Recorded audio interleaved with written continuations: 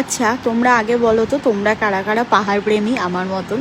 আমি কিন্তু ভীষণভাবে পছন্দ করি পাহাড়ে যেতে। আমার খুব ভালো লাগে, এত সবুজ চারপাশটা, সবসময় মনে হয় যে সবুজের মাঝখানে বসে রয়েছি। তাই এইবার চলে গেছিলাম দার্জিলিংয়ের যে অফবিটগুলো ছিল সেই জায়গাগুলোতে।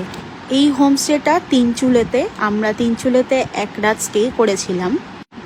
চারিপাশটা পাহাড়ের মধ্যে মেঘ ভেসে বেড়াচ্ছে, তার মাঝখানে একটা সুন্দর দেখতে হোমস্টে। আর হোমস্টের যিনি মালিক ছিলেন একজন লেডি, ভীষণ ভালো তার ব্যবহার, আর এমনিও পাহাড়ের মানুষদের ব্যবহার খুবই ভালো। আর তোমাদের সাথে রুমটাও দেখাচ্ছি, ভীষণ সুন্দর একটা রুম দিয়েছিল, আর নিট অ্যান্ড ক্লিন।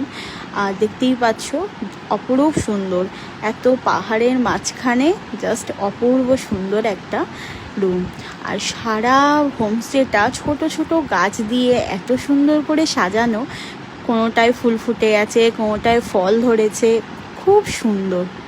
আর দেখো, হোমস্টেতে একটা জিনিস ভীষণ ভালো লেগেছে, ওদের এখানে একটা খাওয়ার ব্যবস্থা আছে।